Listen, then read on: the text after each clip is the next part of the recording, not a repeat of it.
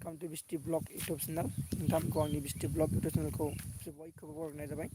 गोजोन फुंबिलि दिनैनि समा बिराद मोजां गाइस